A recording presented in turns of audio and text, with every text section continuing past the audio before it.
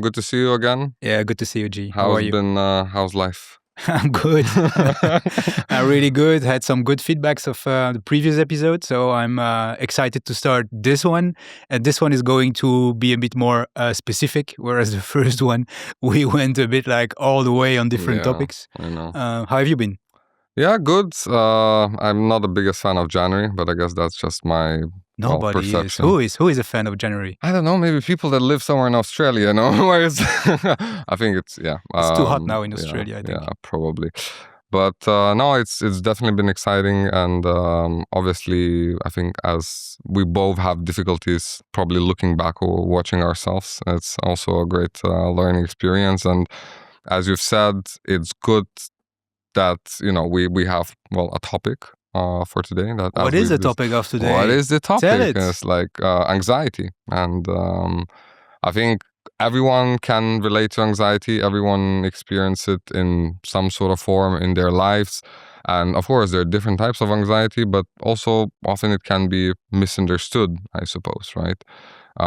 So because anxiety is what? It's an anticipation of almost a fear, right? That's how you could probably, in explaining my own words, where I'm definitely not a scientist or a doctor, but I think what is important probably to tackle is why we decided to speak about this topic in the first place, right? Yeah, I think anxiety is like, when I look around me and when I look at myself, anxiety is for sure a very hot topic, let's say, unfortunately, for a lot of people because also of our lives, but also because we have experienced it ourselves, speaking on behalf of the both of us. But for me, for sure, anxiety is something that has been there since childhood. And I think that's why, for me, it was an important topic. And we need to spend a bit of time. It's like, okay, defining what it means for us. And when you talk about fear, for sure, I relate to that fear, and I would add worry. Worry about maybe the future. And I'm a big overthinker. So when I think of anxiety, I link it to my overthinking. Some people would think I have like a calm demeanor at first, but I'm a huge overthinker. And overthinking is a form of anxiety. You make scenarios in your head, you think of future events that may or may not happen. And so that's kind of my experience today of anxiety. Yeah, no, it's an interesting one about overthinking. I can relate, especially in my earlier years or my romantic relationships. Actually, I had that, but we can cover that a bit later.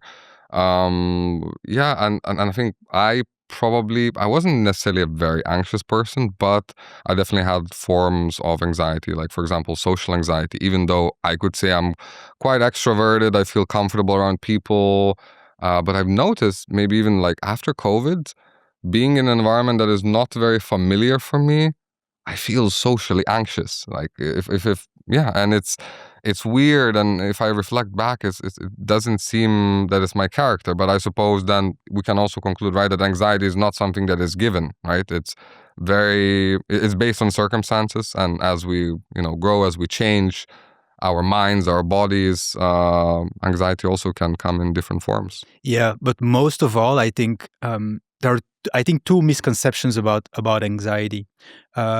Indeed, we're going to talk about different factors that can trigger anxiety, environmental factors. You talk about relationships. But one thing that psychology teaches us is that anxiety comes from childhood. You can talk about childhood traumas or situations in your childhood, even as a very young child, before 5 years old, where you had this feeling of being unsafe. Where you had this feeling, it could be like a shame, could be like a blame, could be like guilt, all these negative feelings you felt as a little child that gets triggered during your adulthood in other forms, of course.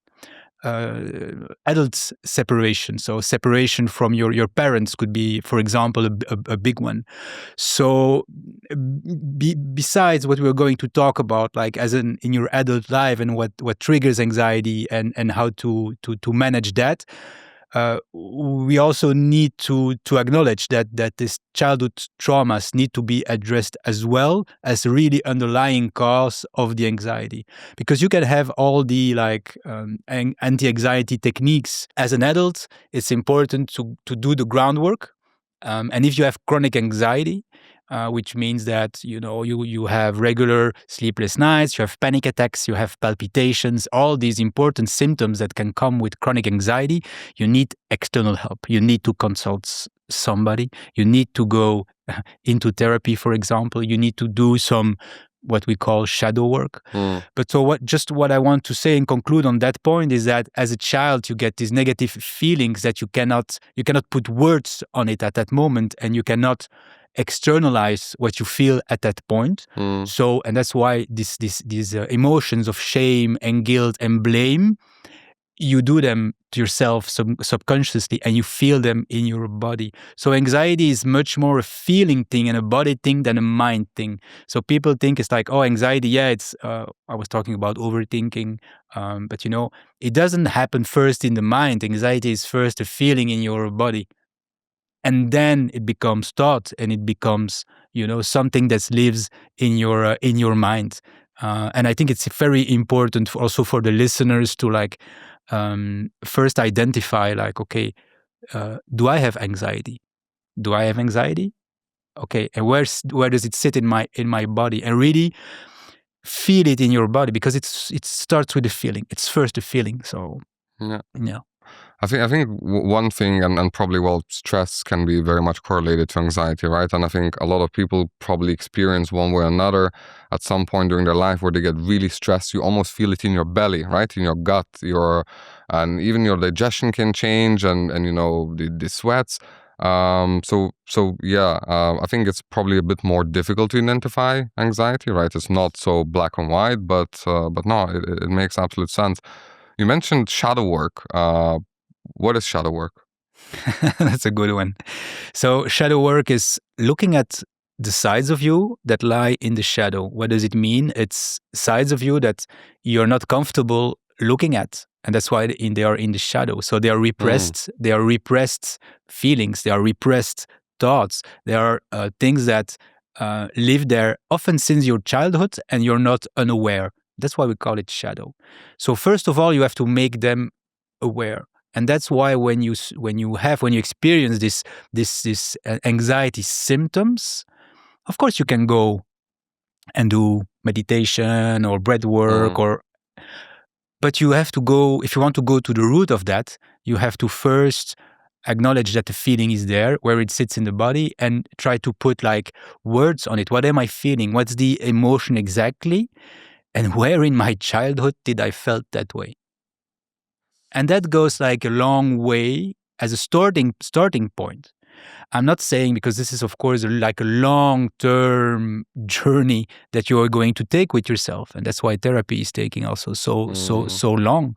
But the shadow work is the first therapy you can do with yourself and sit with your emotion, because once you've identified, but I felt the exact way I felt as a child when this or that happened, events or just situations you were in. And once you've identified that, you can identify the emotion linked to that. And the work can start there, because then you will know okay, what kind of technique can I use that will help me cope with that? Yeah, it makes absolute sense. And I think, of course, people are different, and some people are more self-conscious and reflective than the others, right? So sometimes it's very difficult in particular life situations to really, lay it out and say, well, I'm feeling in this particular way because of, X, Y, Z. So I find that I'm not definitely best at it, but I have friends or I've heard stories where, for example, journaling helps people, right? I mean, when you are experiencing a lot of emotions, and I think another thing I wanted to touch upon, and I'll quickly get back to it, is I think ego is an interesting one, right? Because ego is probably a mechanism that protects our minds or our bodies in many different ways. So our reactions to external factors, or even, the masks we're wearing, even though it sounds a bit of as a cliche, it's our way, or our body's way of protecting ourselves, from things that can harm us, or so again, I think it links very much to anxiety, where we feel uncomfortable in particular situations. Either it's relationship anxiety, social anxiety, whatever it is. We put these masks, or we naturally start behaving in a particular way, and I think that's where sort of that ego comes in. So to what you're saying, I almost get an idea that the shadow work is also somewhat correlated a bit to dissolving your ego, or putting it on the side, and really looking at yourself with open cards. So what is the issue? Where is it coming from? And yeah. Yeah, absolutely. And yeah, who wants to do that? We all, we all have our lives. We all want to feel like happy, and you don't want to look at those things that create this fear and worry and anxiety symptoms. It's very hard to do that because we all have to go to work, take care of our children, and taking the time for that. It requires a lot of courage, right? Yeah. But you need to do that because at some point. You will cope with your anxiety in ways that are not healthy. Could be alcohol abuse, could be drug abuse, could be excessive everything, right? Excessive partying, excessive.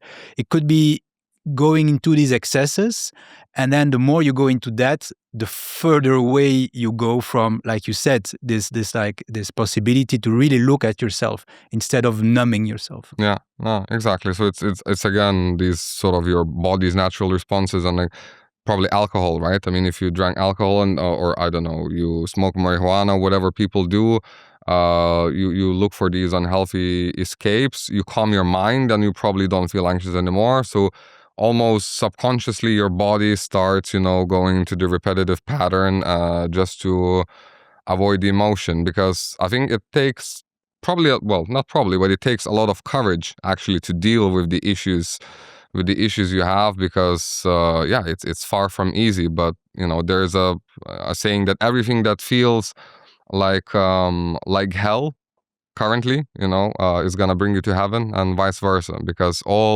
all the things that give you immediate pleasure or joy and don't require a lot of work are more often than not unhealthy in our lives. And things that you really put in a lot of work and it's uncomfortable make you feel much better. I think if I reflect probably about all the things that give me the most joy in life are the things that I really struggle. Like, it requires you to be disciplined, to get out of your comfort zone. Yeah, to be uncomfortable in uncomfortable situations. Yeah. And it's true, that's where where change happens, when you put yourself in these uncomfortable situations. Sometimes you are put in these uncomfortable situations. That's where the change happens. And shadow work is putting yourself in very uncomfortable situation. It's a situation of fear, and it's a situation where you're gonna face your deepest fear. And often when we talk about shadow work, we also talk about inner child, the inner child. What is the inner child? The inner child is yourself as a child.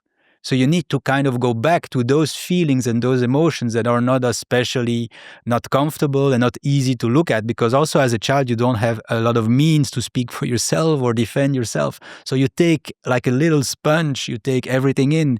You look at your parental situation or at school or your friends, and there is a lot of cruelty in the child's world as well. And so it's very difficult as an adult to realize that this inner child, it's yourself that you, as a child, that you take with you during your whole life. And it's still there, because the emotions and the feelings you will have in your body when anxiety kicks in are the same that you had as a child. So acknowledging that is already a big step, because you need to take care of yourself as you would taking care of you as being a child. You know what I mean? Yeah, no, it's really like that. Yeah. So that's why we talk about being compassionate with yourself, being patient with yourself, because that's how you would treat a child, And that's also why these feelings in your body needs to be acknowledged, can be acknowledged with the hands also, like you would put your hands on a child or take your child in your arms. Things you can do also, or if you're in a relationship, why not with a partner? But these kind of basic needs as a child can be also addressed as an adult. Yeah. I think the only difference is probably that, once you're a child, it's still so much easier to change things, right? Because as we grow older, our neuroplasticity is just shrinks. Yeah. We get into this, we have the default mode network. It's even, people joke that we're adults are called NPCs, like non-player characters, because you think and you act in particular fixed patterns, and it's very difficult to sort of snap out of it, or to either change the way you think or change the way you feel. And I think, obviously once you're a child, you're a teenager, as you said, you're like a sponge, you absorb everything. But also if you probably give child love, or you change their environment, they're also naturally going to snap out of it much faster, and they're not going to carry that emotion as much as the adult. If as a parent, you can identify that in your child, and that's very important. But some parents are in situations they cannot do a lot about it. Sometimes you have control or not, but it's important to acknowledge and to be conscious of the impact it has on your child. Yeah. Let's talk about your anxiety. My anxiety. My anxiety probably comes, so the most recent anxiety link is, where do I start? So in a previous podcast, I briefly touched upon my health issues, and long story short, COVID affected my microbiome, and last year wasn't very easy, and I've started noticing my form of anxiety, or almost my behavioral patterns, in a way that I haven't observed ever in my life, where I would feel overwhelmed and I would have 20 things in my head, but these wouldn't be even as, they wouldn't be important. I would feel stressed on the idea that I have to respond to a friend that just texts me on WhatsApp. Small things like going to supermarket, cooking, and I would have these a spiraling sequence of thoughts that would make me feel really uncomfortable. And in the end, I would get, anxious, I would get angry, I would get agitated, I would almost, I wouldn't recognize myself. And I really started to question, like, what exactly is happening in my life? Because it's not that my life got more stressful or my relationships, something is happening in my body.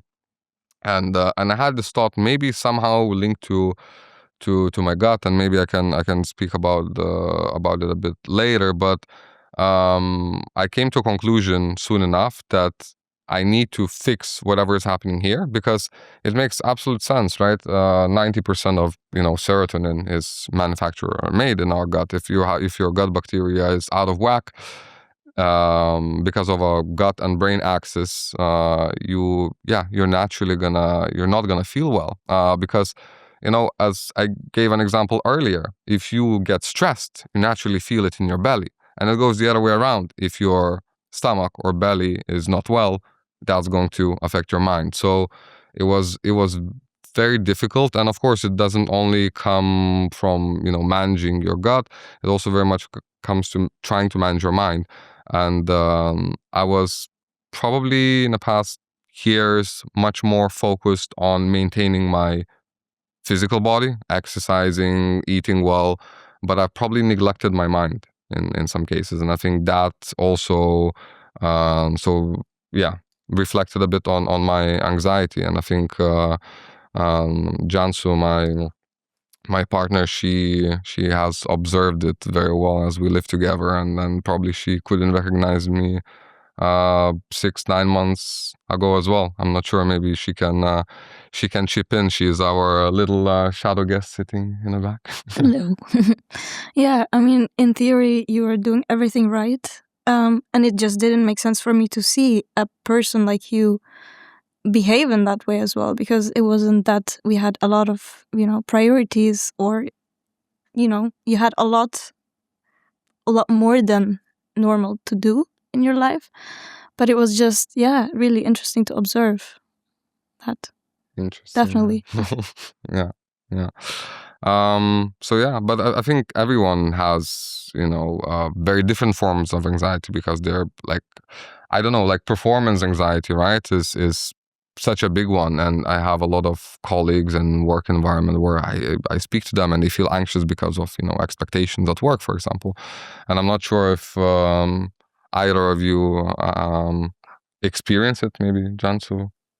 Related to work, you mean? Yeah, like performance anxiety. Yeah. I would say not necessarily performance anxiety, but I had my fair share of anxiety, or experienced anxiety in a very, I would say, pronounced way quite recently. And if I have to reverse engineer it, it wasn't probably one thing that caused it. Obviously, work is quite easy to blame because the environment wasn't the healthiest, I would say. But if I look back and, again, reverse engineer it, I dropped off a couple of things that were quite helpful for me. So journaling is, for example, something that you mentioned. I used to journal quite frequently on a daily basis, and really I was aware of what I was going through in my mind. But closer to that period of, the tipping point that I reached, I dropped it off.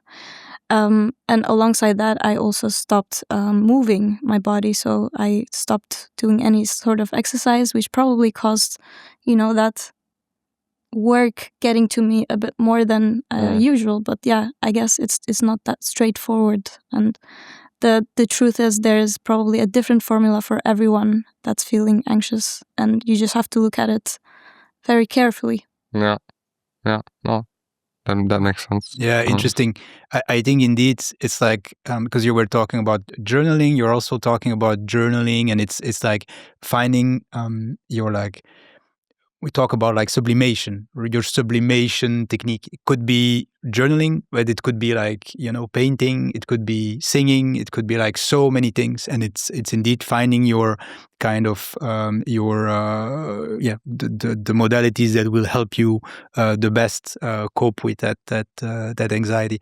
Coming back to your because what you define is what we said in the beginning. It starts with your body, right? Yeah. You really notice like, okay, I have these gut issues, and it's triggered or started from there. So that's super interesting, because you already have made the step of like identifying like, okay, what is happening, what is like the area in my body that is like first affected, and that like triggers everything. And you get the scientific explanation, right? And it's true that in like, if you look at what Chinese medicine says, which is my expertise area, of course it starts with an imbalance in your organs. There is a part that is like, can be genetic. So we notice that a lot of parents with like already who have psychiatric problems or psychological problems, of histories of anxieties in the family, of course your chance is going to be bigger as a child that yourself are going to have to cope with this kind of issues. So we don't have to neglect the like genetic factor. But then there is also your own patterns in your organs, and as defined by Chinese medicine, like anxiety is really like a blockage of your qi, your kind of vital energy that flows in your body. I'm sure people have heard of it. It's really a blockage of that energy, and this type of blockage and constriction is also something you can really feel in the symptoms, because the symptoms are always like upper body, right? It's chest constriction, it's like stomach constriction. You're often not hungry when you have these anxiety attacks. It can be headaches or like migraines, palpitations. Is also heart constriction. So this constricting, this limiting effect you have on the upper body is also described in Chinese medicine like that. In terms of like the origin factors, we talked about fear and worry in the beginning. That's exactly that. So fear and worry are blocking the free flow of your qi in your body, and especially linked to, let's say, I will cite 3 organs: the liver, your spleen, let's say your stomach, and your heart. So that's where, and the gut is of course part of the digestive system. So it makes totally sense that it's also triggering that as well. So these imbalances need to be addressed. And one of the first thing you can do is already be aware of like, okay, which organ is kind of my weak spot, you know? I talked about on the first episode about my liver. I know my liver is like, it's an organ I need to take care of, you know? You talk about your gut and your digestive tract, let's say, that's an important one for you. So how can you already make sure these organs are being taken care of? By changing your diet, of course, by adapting your sleep, maybe. So have like this healthy lifestyle. And there are no like shortcuts. Of course, you can go into, like we said, into therapy or go seek a professional. But what you can do yourself is already adapt lifestyle. And I think we're going to talk about that as well, because there are a lot of things you can do in your daily life to try to ease your anxiety, being it chronic or punctual. Yeah, but I think the difficulty is for many people. I mean, even for myself. You mentioned, to sort of identify your weak point, and like, I don't know, if you're an average human, you're an average listener, and you might feel like, yeah, I sometimes feel maybe not so well, and but I'm not exactly sure what is wrong with me. I think. And I mean, again, we're not like medical professionals, but I think very often, like maybe more and more, there's a trend that people spend more time on their health and they go maybe do some blood work or whatnot, right? Because sometimes anxiety can also be caused by, well, some maybe how do I say it? It's an imbalance for sure. So there is something that you need to look at, and that's indeed the first step. First of all, taking your blood from time to time is a good thing. Also, right? Exactly. I was looking forward that. Yeah. Well, I wanted to speak about blood work, but I was I lost a word. But never mind. Indeed, when you speak about blood work, because also interestingly enough, when I was having these personally anxious episodes or anxious time. When I did my blood work, my iron levels were really, really low, and it was actually interesting because so it's the whole chain, because iron is one of the most important metrics to look at, vitamin D, B12, and these were very low, so that also can naturally correlate to the way you feel. So as in the beginning we spoke, anxiety can come from, your childhood, from life experiences, but sometimes it can come as a result because of what's happening in your body, or, if there's maybe malabsorption of some sort. So I think it is important to, probably if you're feeling anxious, to first of all eliminate the obvious, right? Yes. So to probably go to a doctor, get your blood work done. And when it comes to blood work, as I've said, my doctor also told me, because I had low iron levels, so it's actually, you should check both iron and ferritin. That could have also caused, the way I feel. Absolutely. I think there are like you said, some go-tos you need to look at. So of course, diet is also linked to the nutrients you get as well. For me, for example, magnesium is a big one. So that's for sure. Also, like if you look at supplementation, things that you can help your moods, like vitamin D, magnesium is a big one. But of course, you need to know. You need to do your own research of like what's going on. So blood work for sure, it's a big one. And then we don't have to forget, like I had some patients who came to me for help with like chronic anxiety. Certain patients, maybe you can just so I practiced Chinese medicine for 15 years, and so I had I had a lot of patients coming in with a lot of psychological ailments. And so when they came in for chronic stress, what I noticed generally is, of course, they were in an environment that made them very anxious. And often it was their work or in their relationship. And so they came for help, could be with herbs or acupuncture, to help with their anxiety. But I talked to them, you can come here every week if you want.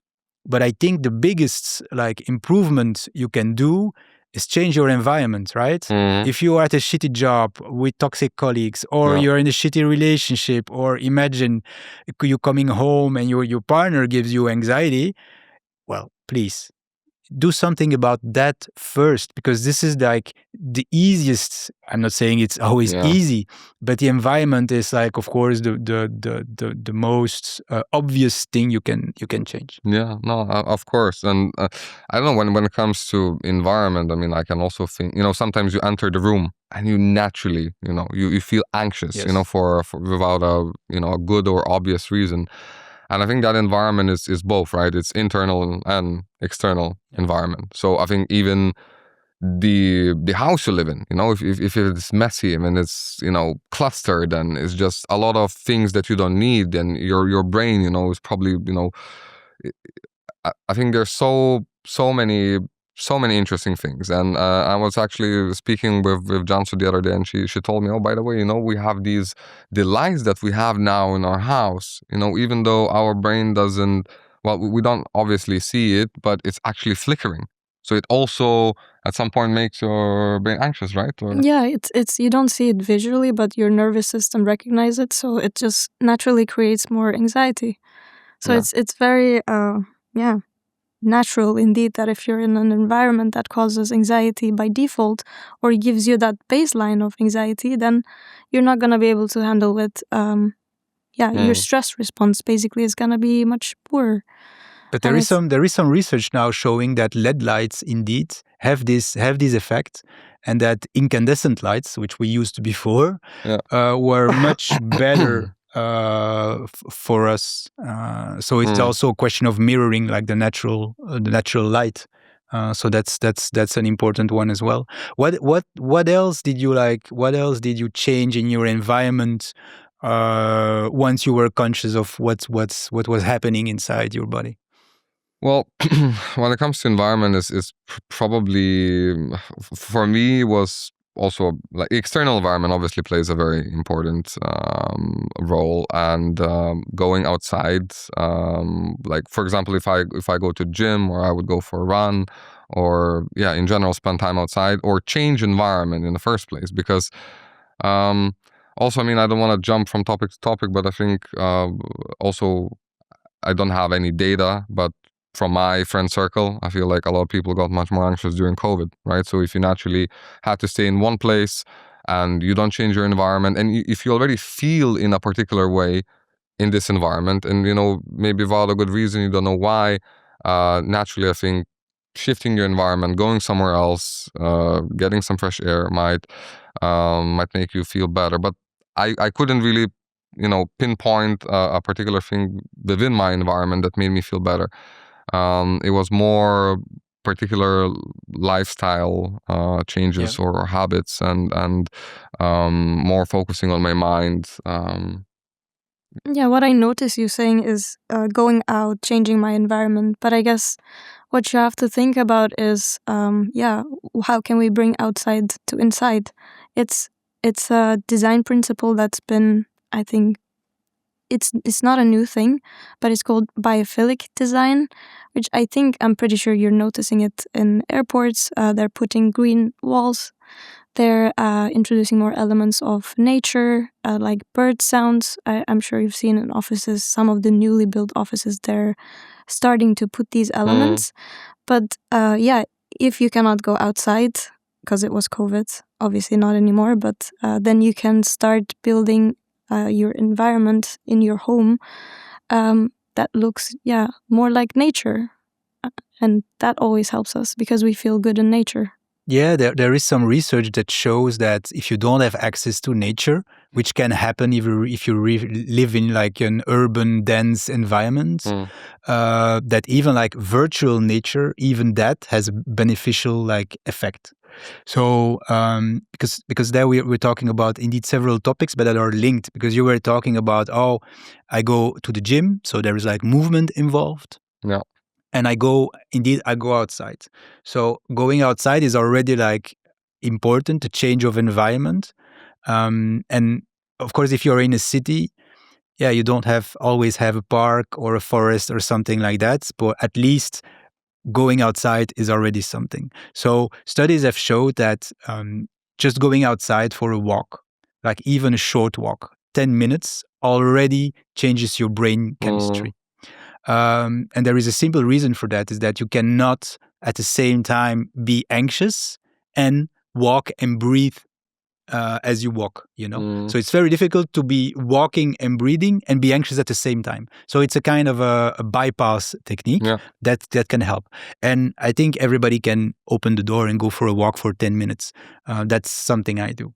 Even better, of course, if you are in a city, that's not always possible, is walking in nature. You mentioned the birds and the effect of the green color, the fresh air, and being surrounded by nature has been like, there is a lot of research behind it to say that it's even more beneficial. So walking, preferably, okay, if you can, go to a park. If you can, in a garden, and even better in a forest. It's not always possible, but yeah, if you can already do that. And then there is always something like when you choose your place of living, there is a kind of this 3-30-300 rule. So what is it? It's like, okay, try to be in a place, can be a workplace as well, by the way, where looking out of the window, you at least see 3 trees. Okay, can be small trees, big trees. That's the first rule. The second rule is that try to be in a neighborhood where at least, it can be a village or in a neighborhood where at least 30% of the surface is covered by tree canopy.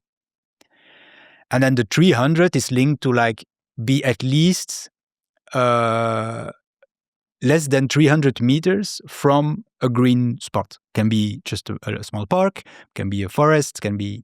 So if you have this 300 rule for choosing the place you're going to spend a lot of time at, is already like a very good, like, kind of benchmark. Yeah.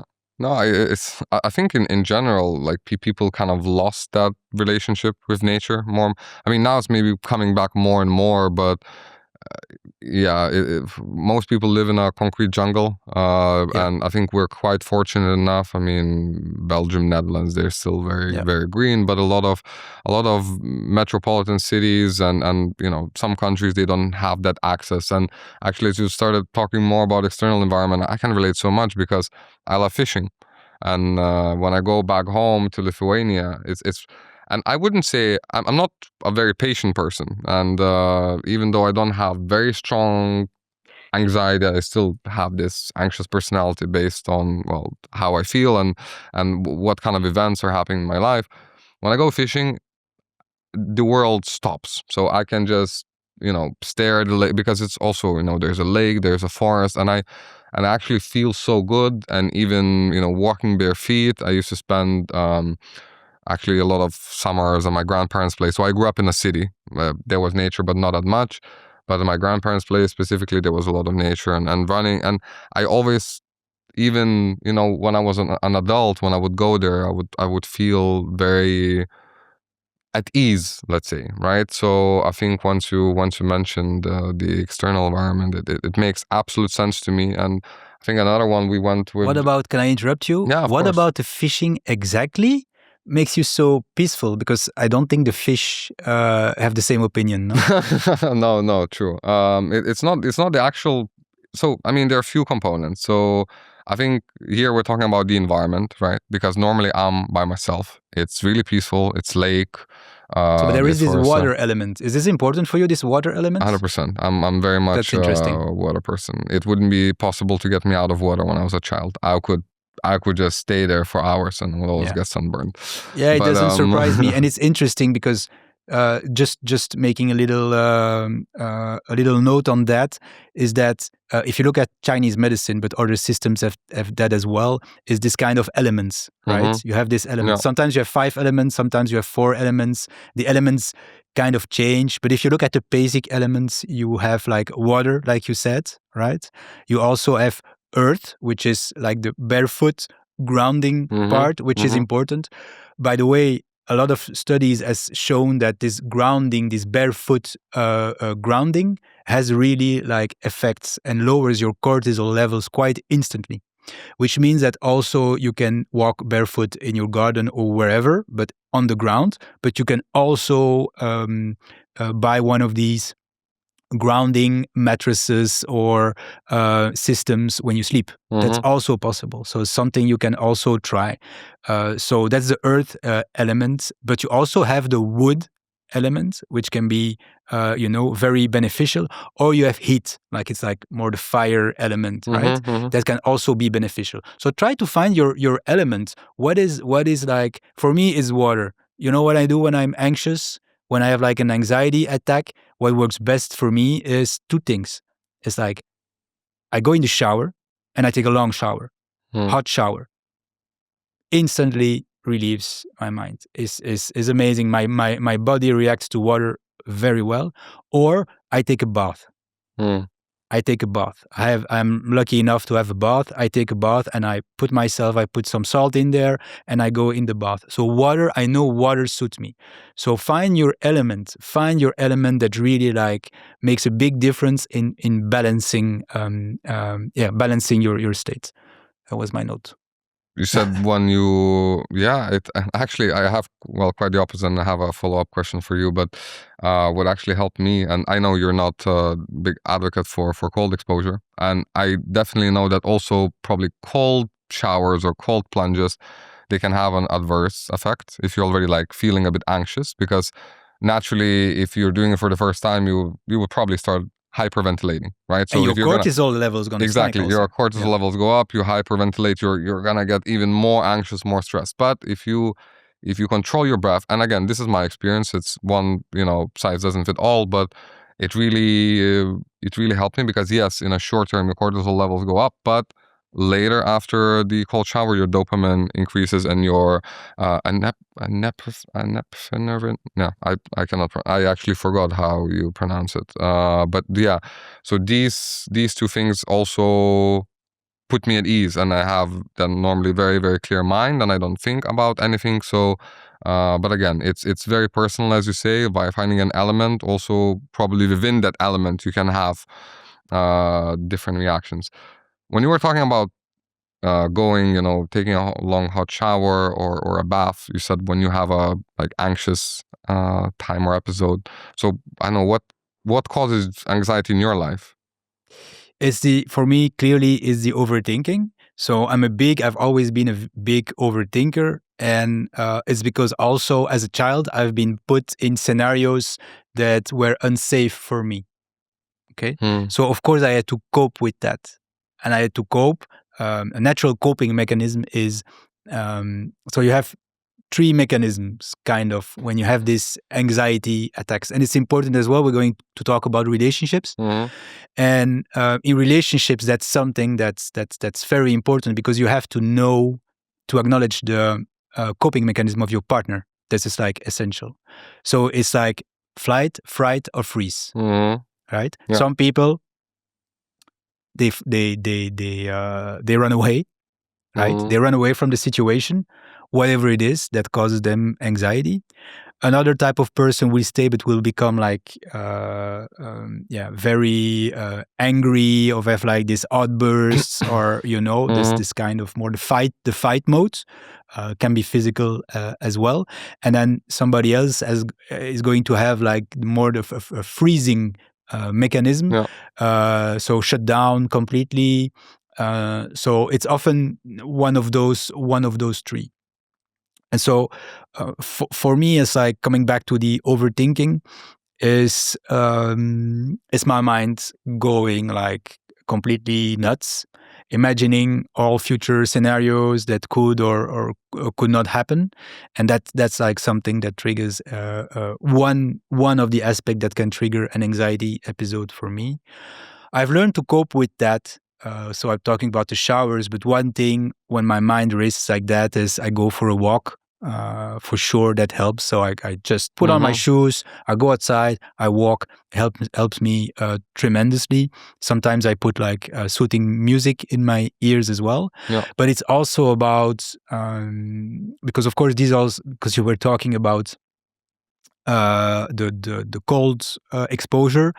This for me is also partly a bypass technique. right? It's like you stop your anxiety in the tracks. So you find whatever else to do to stop this anxiety. And unfortunately today, a lot of people, when they feel anxiety, they're going to check their phone, or they're going to, doom scroll or something like that, which of course is in the moment itself, okay, you think of something else, but of course it's really detrimental and is going to push your anxiety even further at some point.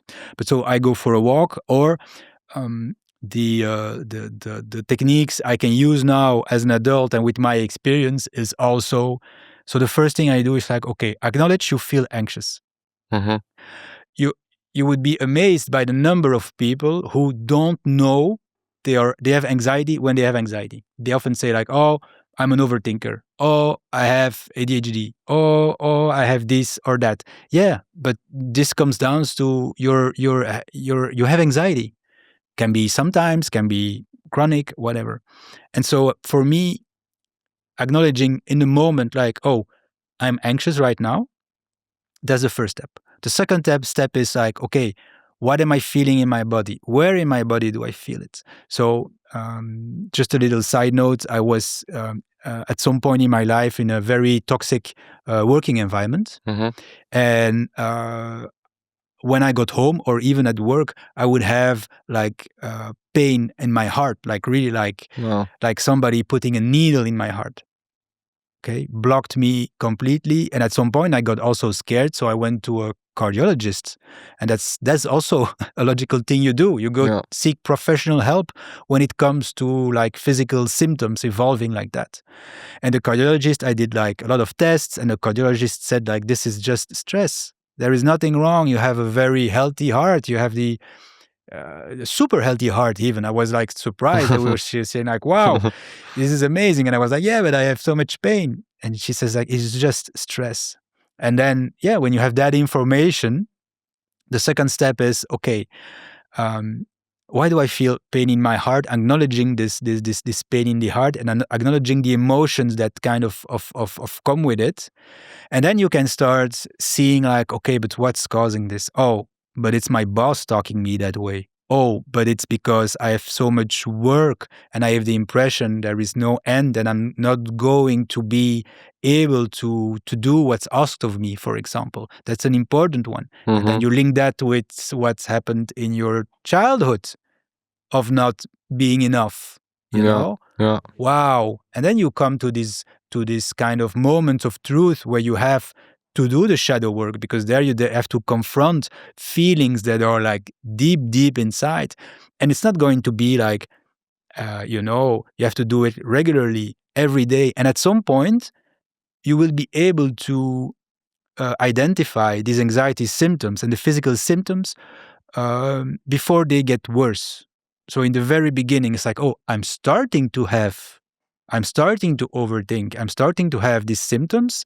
What can I do in the moment? And then comes in like breathing techniques, of course, a lot of breathing. Also talking to myself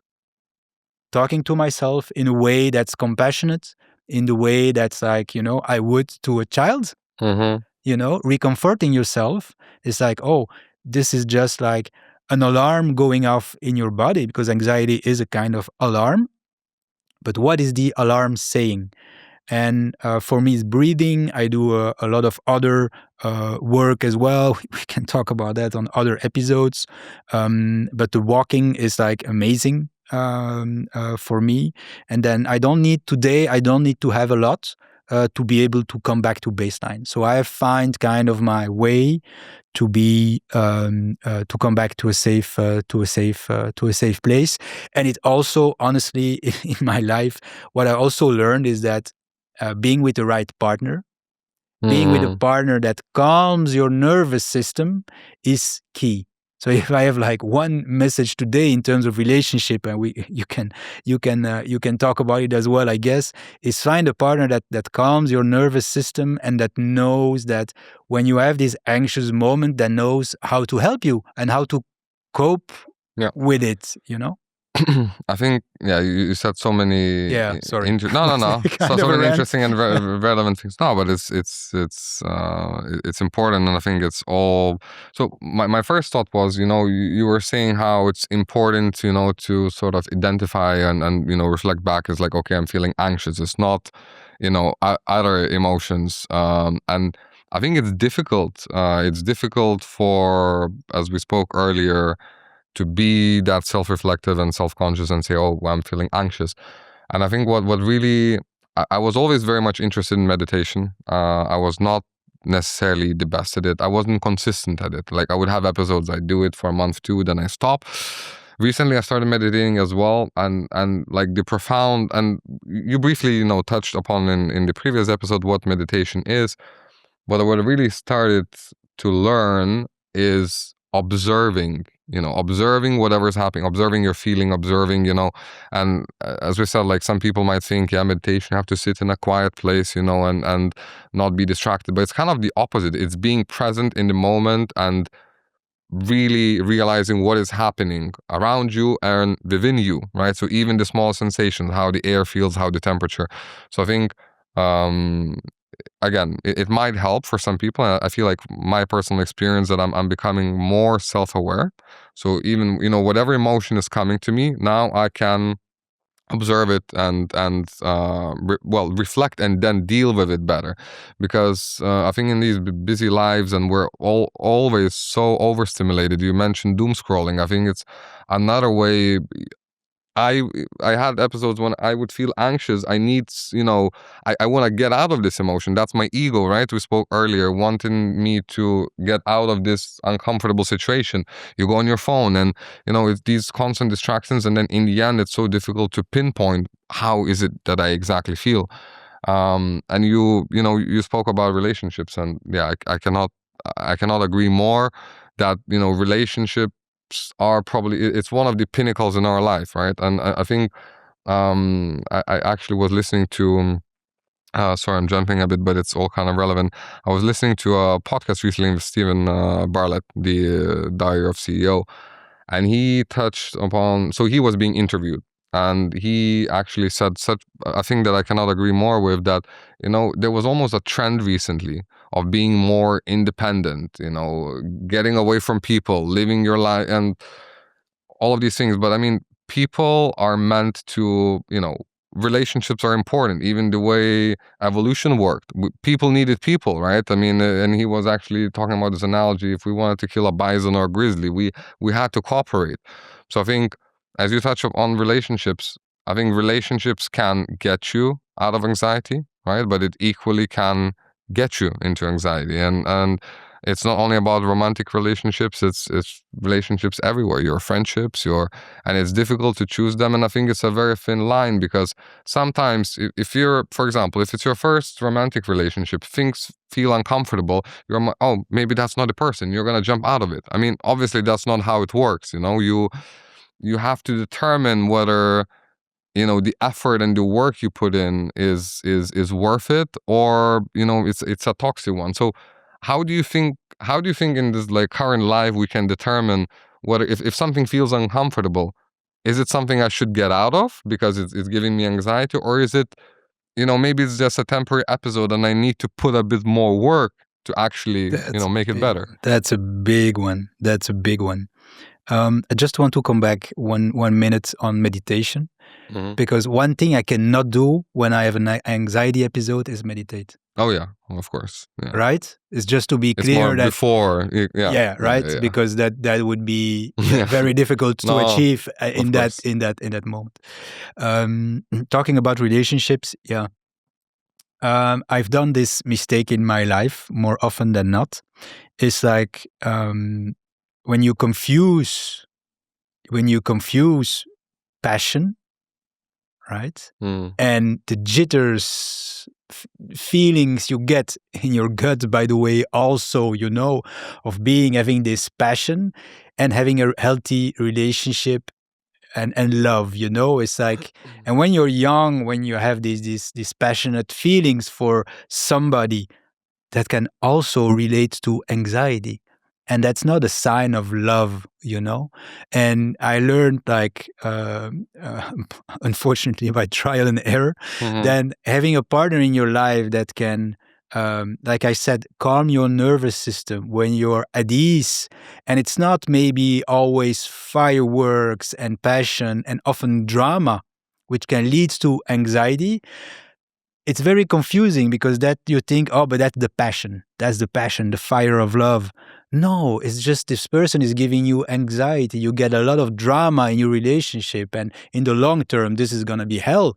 This is going to be hell. So today I would rather be with, someone who calms my nervous system in the sense that I feel at ease and I feel like, okay, when I get home to this person is kind of my safe haven, because the world today is like, we get so much pressure at work and life is already so difficult and creates already some kind of anxiety at home.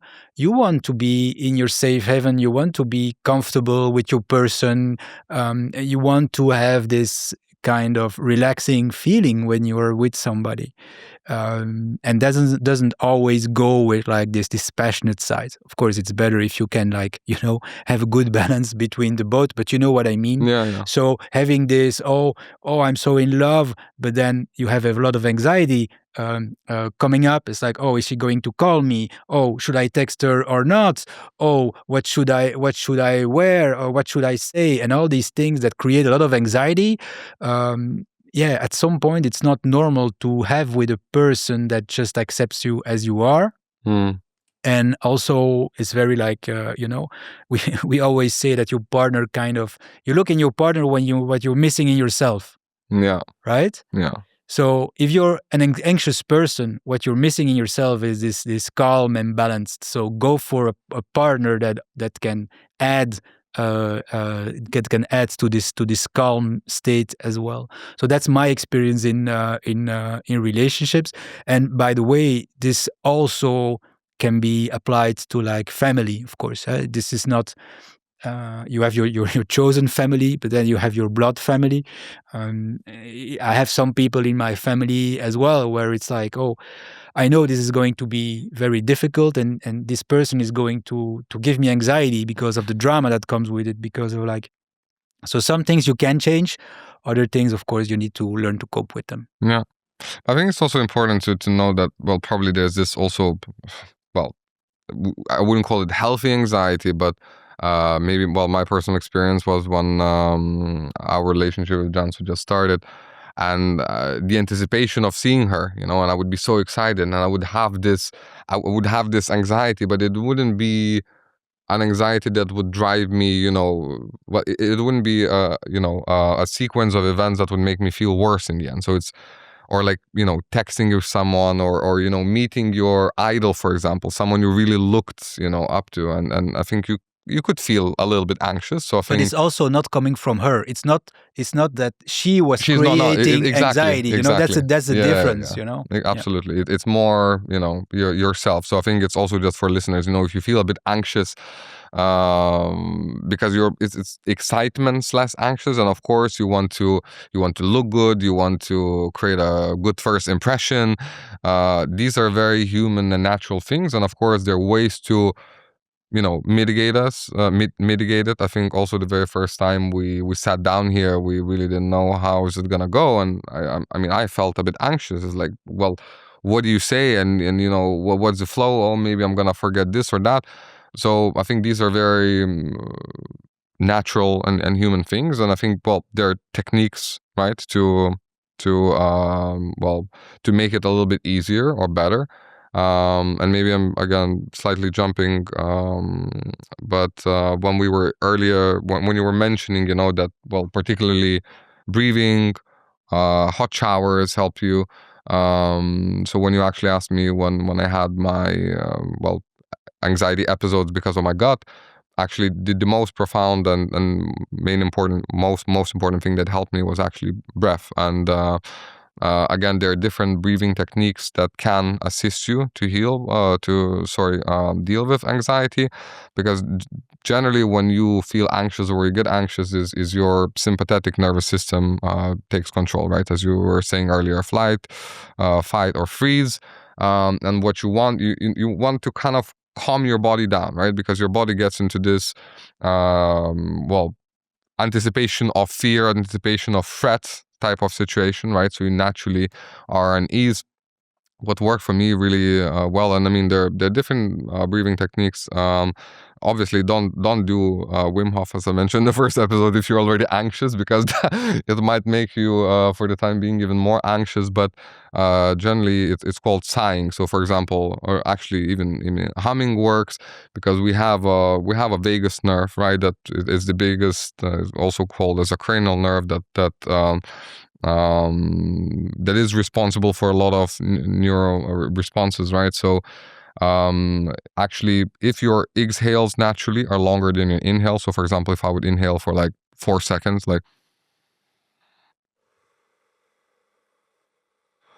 so if your exhale is naturally longer, that activates your parasympathetic nervous system. You naturally start calming down. And again, you have to try it out. There are different breathing techniques. There's also a box breathing technique where you inhale 4 seconds, you hold 4 seconds, you exhale 4 seconds. There's also the sighing, as I've said. For some people, even humming works. So all of these things, actually, they work on your also vagus nerve, and that vagus nerve is it's mostly responsible for parasympathetic. There is research that shows that activating vagus nerve actually also gives sort of impulses, because it works with adrenaline also works with impulses and activates your brain, and in general makes you feel like you want to move more. But the primary function is still parasympathetic. So if you feel anxious, that again, breath can be one of the, and it's also a very easy tool. It's something you can apply right away. So either it's an acute anxiety, either it's anxiety because you're going on a date, whatever it is. I feel but I guess you have to try and see what works for you. Yeah, I think also it's free. So yeah, exactly. It's like, it's very easy to apply. Coming back to movement, what research is showing that you don't have always like to run to the gym. If you have anxiety episodes, it's like light movements has shown that it's even more effective. Because what happens with like movement that is too intense is that your cortisol levels also spike. So having light movement like walking, like Tai Chi or Qigong, or like what are these sort? Tai Chi, Qigong, right? What in easy word?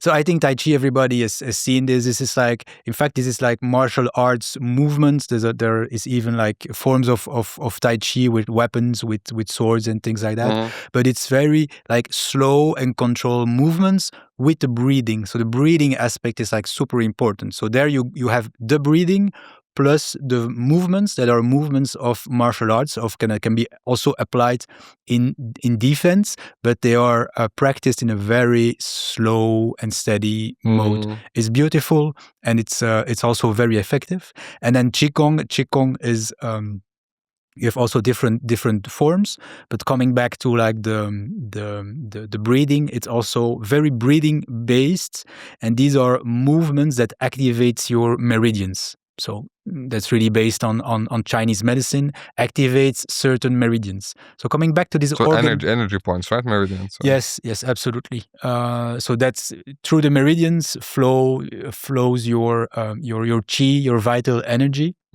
And some of these meridians can have blockages, and the meridians are linked to certain organs. So coming back to what I was saying earlier, if you have identified in your pattern that you have an organ that's weaker or that has an imbalance, like in my case, my liver, there are some Qigongs, and you can like easily search on YouTube as a first step specific Qigongs for your liver.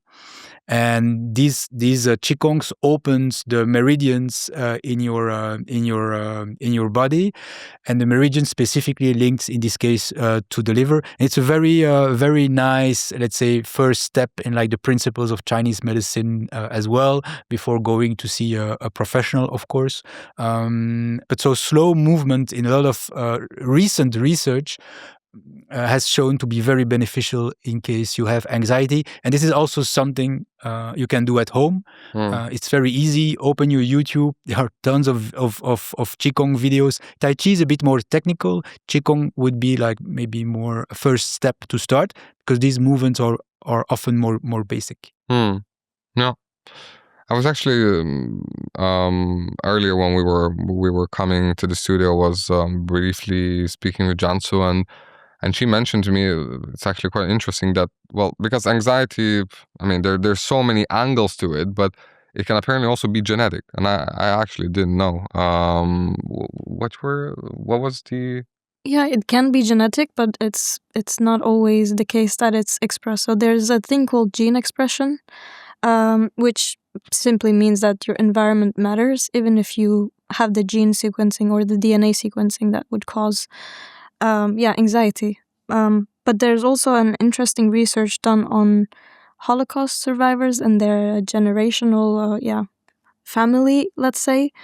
And these people, what's shown in the research is that these people, even though they don't have the DNA sequencing, they have the responses, biologic responses that are carried throughout generations. So trauma can also be carried through generations, and it doesn't necessarily always have to be genetic. So that's an interesting one. That's a super good point. And I think there are probably in the next few years we will have more and more research around that, because now we see this data. And I was talking about, getting back to your kind of how you felt as a child. But yeah, you raise a super important point, is that sometimes we carry stuff that's not from our childhood, that's from, our parents, our grandparents, so this generational trauma is going to be even more difficult to kind of identify. But of course, if you're like a Holocaust survivor, maybe it's a bit more obvious. But indeed, that's super interesting to go deeper into your family history and maybe discover things. And a lot of families, they have these secrets. They had a lot of things that, oh yes, my grandmother did this, but nobody ever speaks about that. This is kind of taboo. Yeah. So once you've discovered these things, you can make sometimes impressive links. And coming back to the relationships, it's even like, oh, why am I behaving like this in my relationships? Or some people have this pattern of cheating. Hey, look at your family history. Maybe there is something, something deeper there if you want to look at it. So this is part of the shadow work aspect as well, and backed by more and more research. So yeah, super interesting. When you touch on relationships, I feel like if you're generally an anxious person, and I've seen examples in my life where anxious people also have this idea that, if they're they're at a concert, they're at a bar, if they're naturally anxious, they also think that, if someone looks at them, they already like talking something, about them. And I think there are, I think, ways how, if you're naturally an anxious person, how you can deal with it and feel better about it. And it all comes down to communication. And I think in all aspects, work, environment, romantic relationships, whatever it is, if you, I think, are naturally an anxious person, of course, it's easy to say because it might be difficult for you even to approach and, speak to people. But for example, if you are anxious at work, or you feel like people are observing you and, they have some negative thoughts in their mind, it all comes down to actually, probably speaking up your mind and saying, stating your observations. And I think at work, if you feel anxious because of, performance or whatnot, I think a lot of times we don't want to disappoint, so we just let it go, and we feel the way we feel and we move on with it. But I think again, relationships is it's a topic with so much depth, but I think more and more, at least in my circle, I find that people don't communicate, they don't express their thoughts, and they assume. And there's a saying that once you assume, you make an ass of you and me, because yeah. So I think you should really try to to speak up your mind, and I think practice, and don't be defensive, because I think once you feel anxious, you already have all the body defense mechanisms sort of trying to protect you because you feel like the fear is coming, right? But I think you also kind of have to open up and enter or engage into a conversation, and very often that anxiety can be then. I had a friend who had severe anxiety episodes, but it translated it in something that only years after it struck me, because I was quite young. He had this always these doom scenarios in his head, but really, like when we were driving, he was thinking of, okay, we're gonna have an accident, couldn't take the plane. The plane was like, no, the plane is going to crash. So everything was for him like based on the worst case scenario. I was like, must have been horrible. We lost touch, so I don't know how he's coping with that now. Maybe he's listening, but I really felt for him because that created like. For him to like this more like this freeze reaction, where he would stay home, where he would like, stay a lot alone in his comfort zone and not doing a lot of things, because he was always thinking of, even in joyful events, it's like, oh, there is a candle that's lit, oh, but it's going to put fire to the whole house. So that's really like these extreme scenarios. Another thing about like relationships, and I mean this in also friends, family, and intimate relationships. One important thing is that, of course, you need to communicate. Like you said, communication is important about because often when you have this anxiety, we can have these feelings of shame. I feel anxiety, so it's a kind of weakness. So I should hide it. I should try to put my mask on, like you said. So one big important step is being able to open up to the people that you trust and that you love, to say like, this is giving me anxiety, or I'm feeling anxious about this. So opening up so that the other person can help you or find ways to help you. For the other person, in a relationship, it's about also like detecting when you have a good friend that you know well, or a family member, or your partner, detect moments. It's like, oh, she or he is feeling anxious, and expressing also like, oh, I feel you're tense or you're stressed out, or how can I help you now? What do you need from me? It's also about that. Otherwise, you're going to pass. You're going to kind of bypass the feeling. And so acknowledging the feeling both ways goes a long way, creating this safe haven, kind of what I was talking about, the situation where one can open up and the other one can also propose help. Yeah, no, for sure. And I think even, psychologists have this thing that they call co-regulation. So for example, if you're feeling anxious and you're around people that you really feel comfortable with, you trust, and you even, you come, you give a hug. If you're not feeling anxious, I'm feeling anxious, you can naturally help me feel in that particular way. So I think that's where it's very important when you have this anxiety in life, it's you're not alone, and people need people. And even in the worst case, we touch upon journaling, but if you don't have even anyone to speak with, I think it's very important to sort of put down, how is it that you're feeling, and more often than not, you're gonna get help, and you're gonna feel better about it. So it's, again, anxiety is not about only what's happening in your head. It's very much, as we spoke, about your environment, and yeah. That was my thought. And I think another thing that I wanted to touch upon is probably, well, one is definitely food. We don't have to go that much into depth, but it's just also maybe my experience more.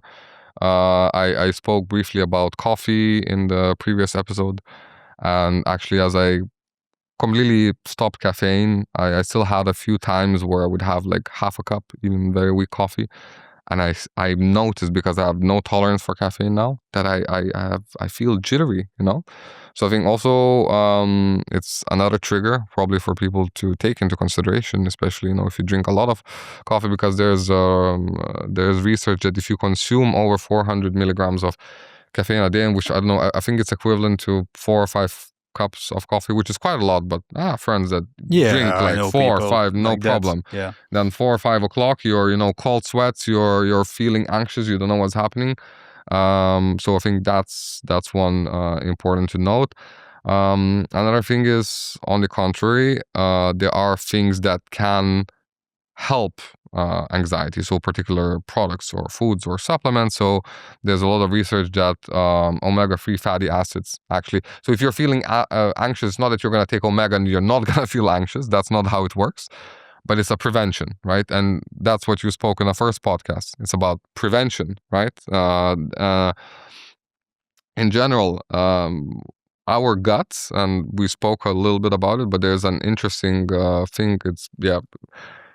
It's called kind of a gut love loop. So the way it works is love. You mean love? Exactly. Love. Yeah. Okay. Yeah. Tell me about it. I'll try to explain it from the way I remember, the way I understand it. But generally, as I've said, so 90% of serotonin is made in your gut, right? It doesn't necessarily mean that it goes directly into your brain, but there's still a very, very strong correlation.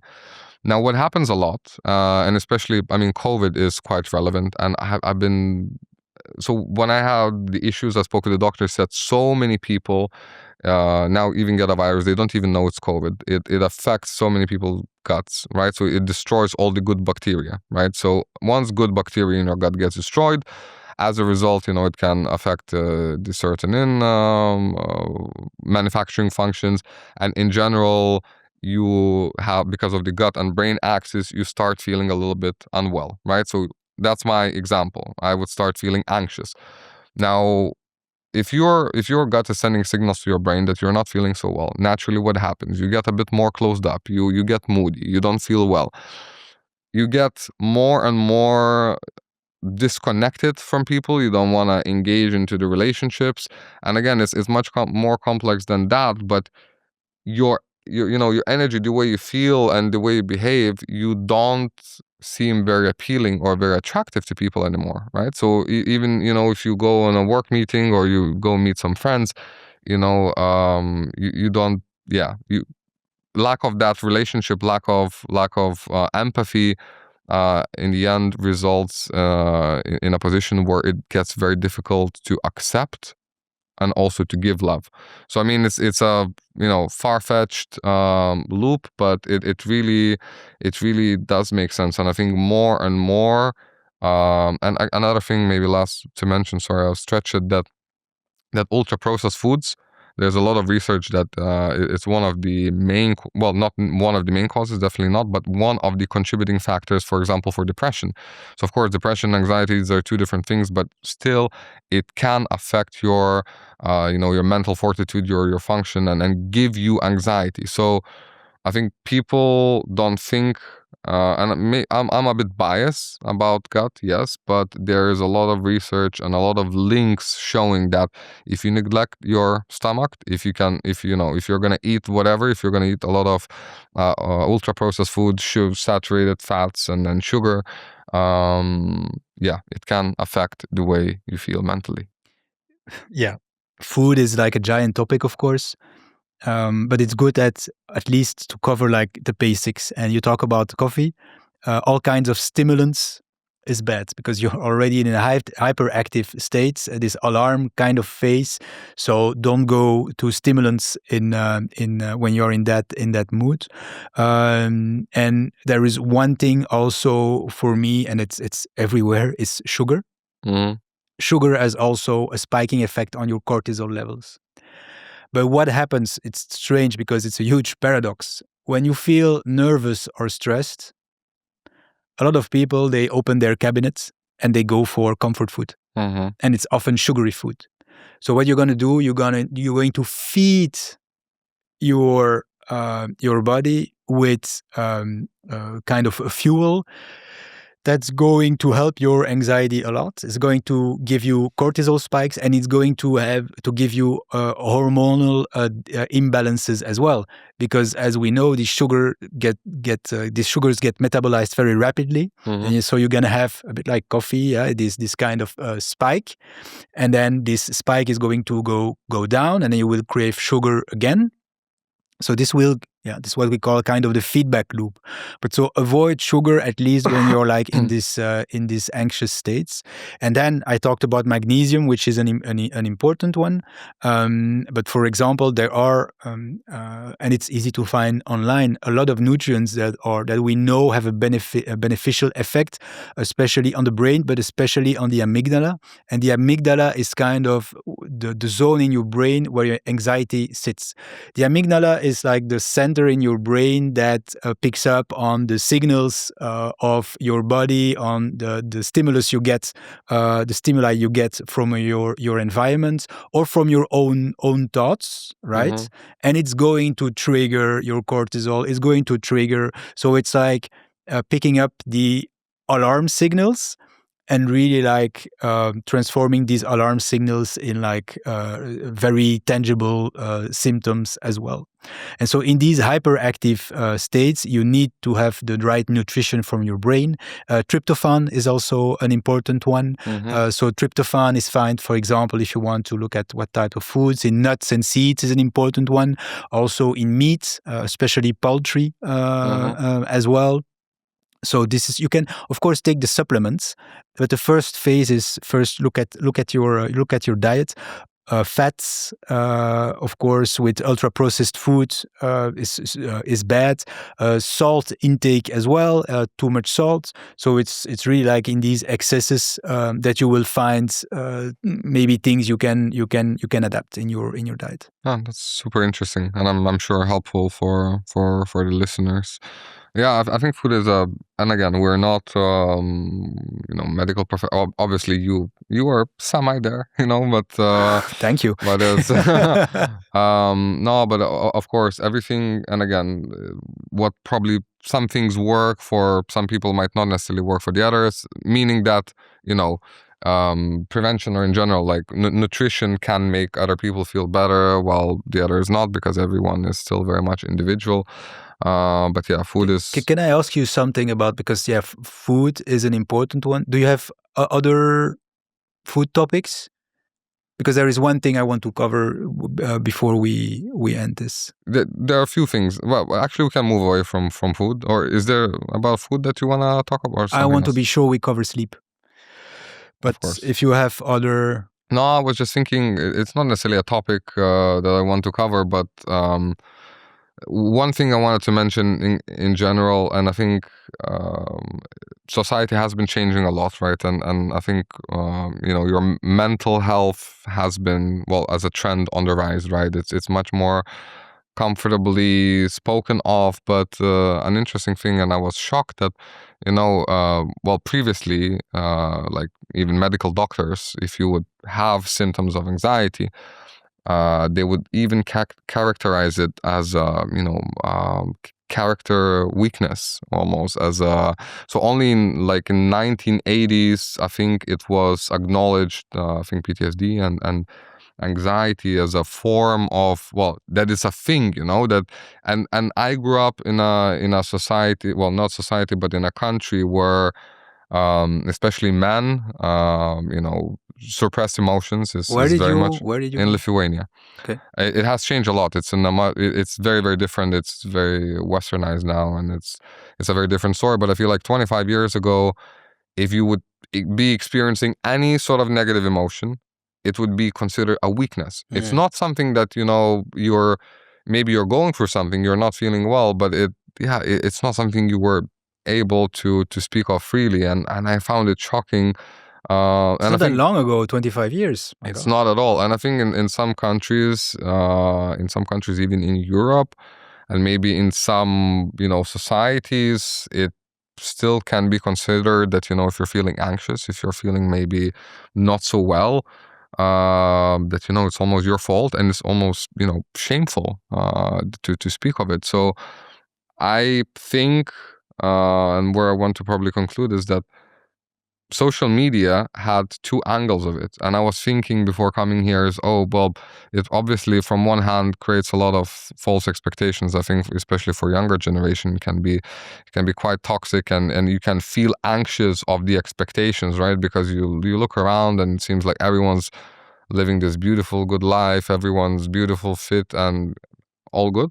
On the other hand, I see that more and more on social media, people and role models and men and athletes are speaking of anxiety, depression, all of the all of the issues that were almost seen as taboo not so long ago. So I think we as a society, as a humanity, we definitely had a big leap forward, and it's nice that we can speak about it so freely. And even in my group friends, when I meet some of the guys, talking about your emotions and how you feel is a normal thing, and you can maybe help each other, give some tips, while in the past it was the complete opposite. So I just wanted to say I'm probably happy and proud where we're heading.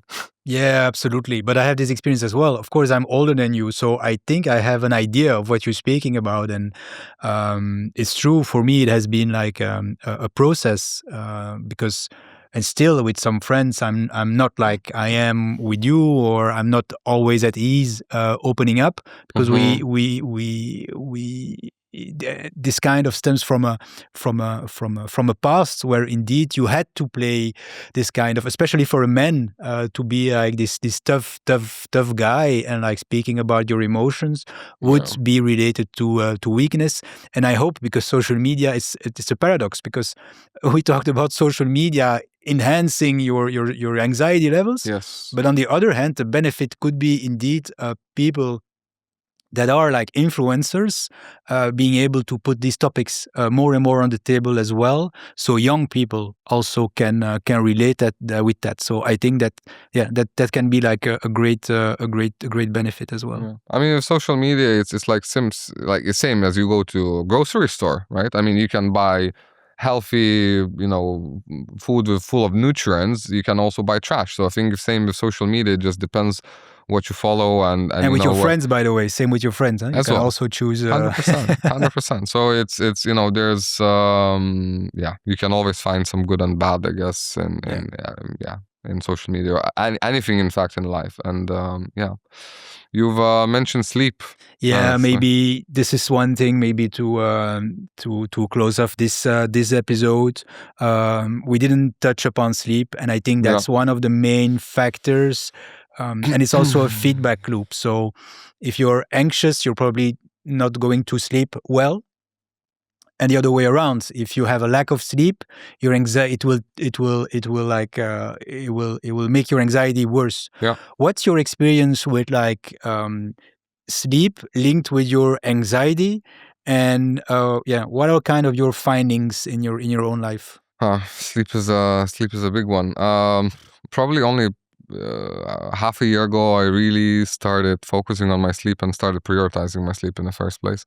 I think maybe I'll answer your question shortly, but I think it was bizarre how quite recently it was almost a sign of performance. If you sleep 4-6 hours a night and you go work, you go do this and that, it's like you're a superhuman. It's like, oh, well done. All these people talking, oh, I don't need sleep, I can sleep and function 4 or 5 hours. Yeah, it's they're full of crap. I mean, it's important to know that yes, some people need more sleep than the others. I agree, but I definitely noticed that my cognitive function, for example, I haven't slept that much today, and I can naturally feel that even finding particular vocabulary or making my sentence structure in a particular way, it requires me much more effort. So sleep is something that can also naturally make me feel a bit more unease. If I don't sleep well, I've been sick, for example, so I've been waking up a lot during the night, and I also have this Whoop bracelet, so it also tracks my sleep score. It can show my heart rate variability, and in general, it very much correlates to how I feel. So I think my experience is when I sleep and I rest well, first thing that I notice is actually my cognitive function, even at work, how I perform, how I think, how fast can I react, how sharp I am. And yeah, for example, today I don't feel so sharp because I've slept only 5.5 hours, and it very much reflects on how I feel. Yeah, sleep is indeed a big one, and there is a small minority of people who don't mind sleeping like 4 or 5 hours. It's only a small minority. I think a lot of people think they don't need more because often they cannot sleep more than that. There is a huge number of, at least in Belgium, but it's in the most other countries like that as well. A huge number of people like taking sleeping pills or antidepressants, SSRIs on a regular basis. Mm-hmm. And so that tells you a lot about how many people have these anxiety symptoms or live with anxiety as well.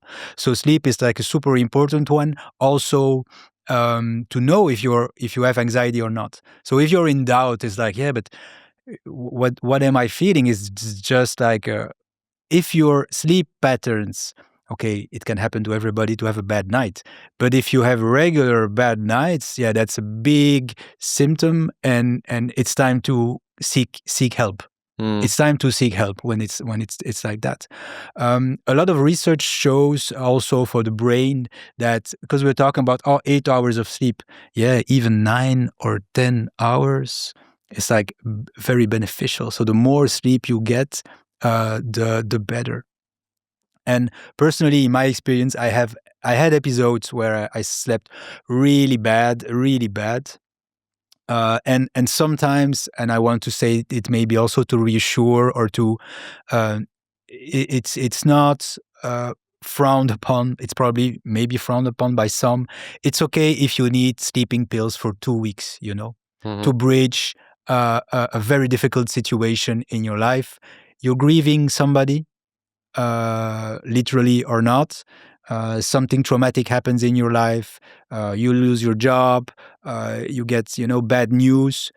Yeah, that's life, and that's kind of, because we talked about anxiety as something you need to solve. Anxiety is also there as an alarm system, just because it's like, yeah, life happens and things in life, and it happens to everybody. And at that moment, you can have periods where you won't sleep. Yeah, why not go to your physician and ask for help for sleeping pills for 2 weeks, as long as it doesn't like become like, a chronic something. But so I think that's okay. A second thing in my personal life, sleep is super important for me. So even they are like, if I have a 6-hour sleep night, I will feel it throughout the day. I will really feel it. So sleep is important for me. So I have my rituals. You asked me about my rituals. Now I remember I have my rituals before I go to bed. So I try to take a shower at night and not in the morning. Okay, because that relaxes me, and water has this relaxing effect. Also, from a Chinese medicine perspective, it's better to take your shower at night after your day. Before going into bed, you need to wash to clean your body, to clean the negative thoughts or the negative events that might have happened like during your day. So the shower at night, and then one thing in Chinese medicine, and all the traditional medicines have that as well: go to bed with warm feet. And if your feet are cold, don't go to bed with cold feet. Put your feet in warm water, can be with some salt, Epsom salt, with some herbs if you want, but your feet need to be warm. Why? Because, you have this yin and yang principle in Chinese medicine and Chinese philosophy in general. The yang is the day. Yang is the day, is related to the activity. The yin is related to the night and to rest. I was talking about your meridians and linked to the different organs. You have yang meridians and yin meridians. Your yin meridians, so the meridians that kind of nourish your yin in your body, are all located at your feet. So if there is a good circulation in your feet, your yin will be activated at night and you will have a better rest. So have like a warm soak of your feet is super important. I know a lot of people who have like cold feet, especially women also. It's super important to have warm feet. So if I have cold feet, I would like warm them up some way. I stop drinking any liquids 3 hours before I go to bed. That's a non-negotiable, especially because I'm a tea drinker. Tea is diuretic, so I don't want to go, to have to pee at night. And then another important thing is for me, like just having the right mattress, having the right neck support, having a dark room. So I need to have almost pitch black in my room to be able to sleep. As less noise as possible. I don't sleep with the window open, but I try to get some fresh air just before, even in the winter, just opening, So these kind of small things I've added to my kind of sleep rituals, and it helps me a lot. And then, of course, you have some herbs that you can take to help your sleep, but you have to improve your anxiety patterns, of course, because what happens is that's the thing, if you doom scroll during the day or you try to escape your anxiety, you bypass your anxiety, at night, you lie in bed and you're alone with your thoughts. Guess what's going to happen? Everything is going to come up. And then it's like, oh, fuck. Yeah, of course. So the journaling part could happen, for example, before night. Just put your thoughts on a paper. That's already also something you can do to kind of sublimate your anxiety before you go to bed.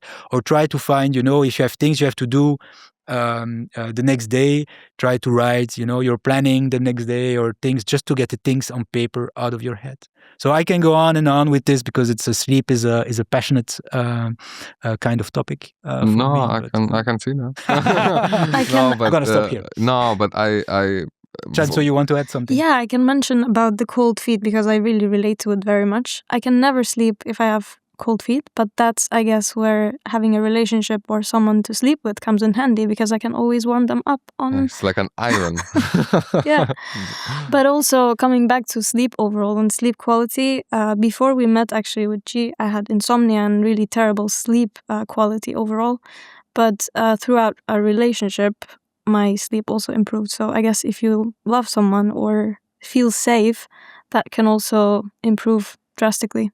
Wow, that's a big one. That's a giant one. Because I remember being in like some relationships where indeed I was I couldn't sleep because my body didn't feel safe. Yeah.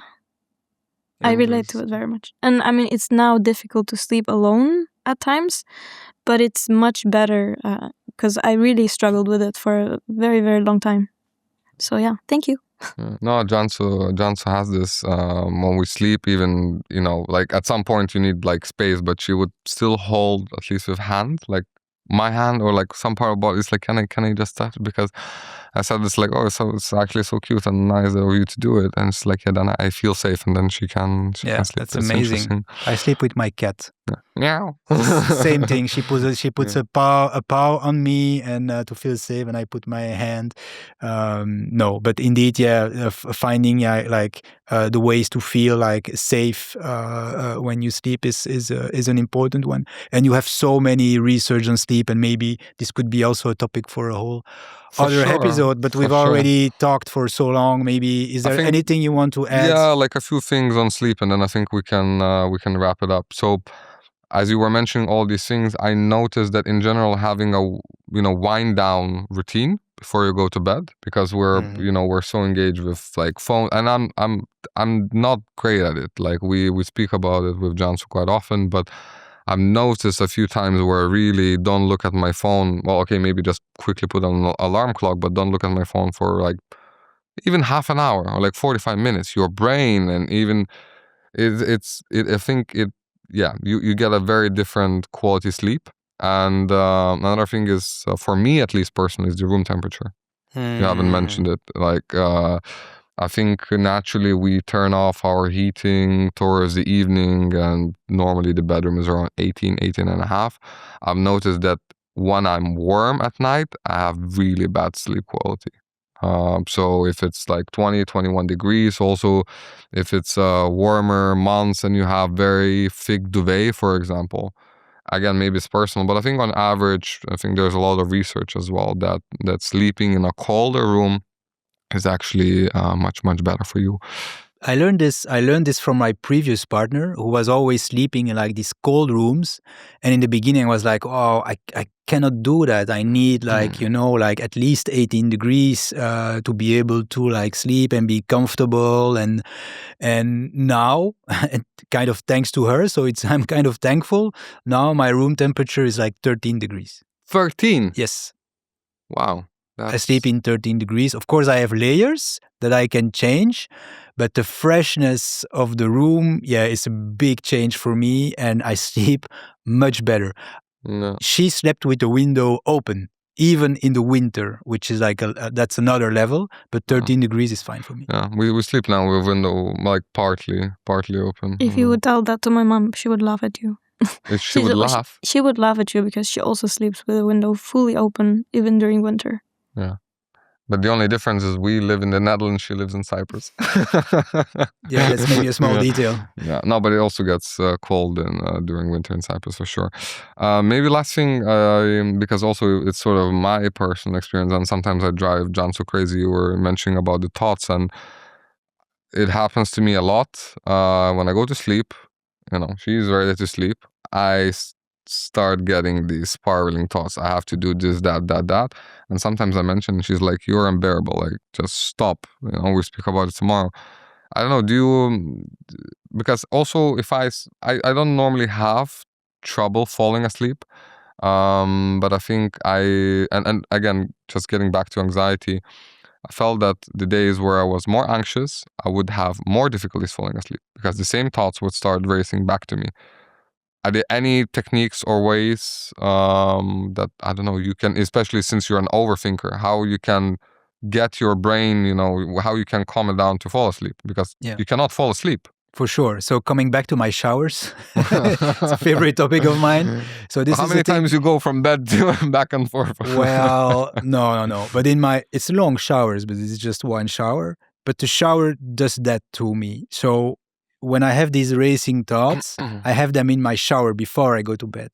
So I'm going to do that then. Okay. And then I have these loose thoughts, this kind of racing thoughts when I'm in the shower. And with the water coming down on me, it has this effect of like, okay, and I'm really also thinking about that these thoughts might be negative or just racing thoughts. They go in the drain with the water. But I can have them there, and I give myself the liberty to have those racing thoughts and this and that, and then with the sound of the water but they can take sometimes quite long. But then at least I get them out of my system. It doesn't mean I never have them when I'm in bed, but I never had a big problem like falling asleep. Most of the time, when my head touches the pillow, I fall asleep immediately. Okay, that's nice. That's just for me. Yeah, easy. All right. Maybe like last thing, what actually works for me, because I had times where I couldn't fall asleep because of these overthinking situations. So naturally, when and I've noticed, you kind of roll from left, then you're in front, then you're almost trying to find a position. And I find it that, if you really, again, focus on your breathing, where your exhales are very long, and, also you stop moving, because when you stop moving, you're kind of falling asleep, but then if you flip on the other side, then you kind of get back to the status quo, and then again, it takes time. So just being sort of patient, not moving, and really focusing on your breath, but not focusing obsessively. It's like letting go, but again, then your heart rate naturally goes down. Absolutely. Once you activate the parasympathetic. Yeah. And then there are some like small bypassing techniques, like when you breathe, also counting down in your head, or counting till a certain number, or like counting sheeps. That's why we say like counting sheeps. Because it really works. Because of course you focus on something else, and at some point, you will fall asleep. Yeah. But so many things to talk about. It was a good one. Yeah, was good fun. Let's I think, wrap it up here. Let's wrap it up. And I think most importantly, I think like my sort of takeaway of it, because some people ask, is that doing, the podcast, or in general talking about some things, you have a lot of these learnings or ideas on the back of your head, but before you actually voice them out, before you speak them out, you don't really notice it, or you don't really realize it. You say it, it's like, oh well, really, obviously. So I think it also gets back a bit to journaling or speaking with people. If you feel uneasy, if just communicate, get it out, and you might learn much more than you thought. Yeah. Cansu, do you have something to add? I guess there's a lot to say, but just wrapping it up with the lights and the flickering lights, reducing also the overhead light just before you sleep helps, because it helps our nervous system. That's what I do instinctively. I do that like 1 hour before I go to bed. I dim the lights, and that's one tip also, is like putting dimming lights at your place. So lights that you can easily dim and not like full off or full on is an important one. And I put a lot of lights out like 1 hour before I go to bed. That's like, and I had like some LED lights, but like really very yellow and very dimmed ones installed here and there to still have some light, but to be already in a certain level of darkness. So yeah, that's a good one. I think Brian Johnson also spoke about red light, that not red light therapy, but generally when you go, maybe I'm mistaken and someone listens. No, it's absolutely true. Right? When I have to look at my phone late at night because of something, I put the red light filter. So if you have on my iPhone, it works. There are like light filters when you have like colors. I have them on my shortcut screen, and there is like a red light filter, and so my screen is very dimmed and red. And that's really that's really good. Okay, thanks for your presence, Cansu, as well. Thank you. Thank you. Hope to hear more of you. And it was good fun. Yeah, absolutely. Thanks. See you on the next one. See you on the next one.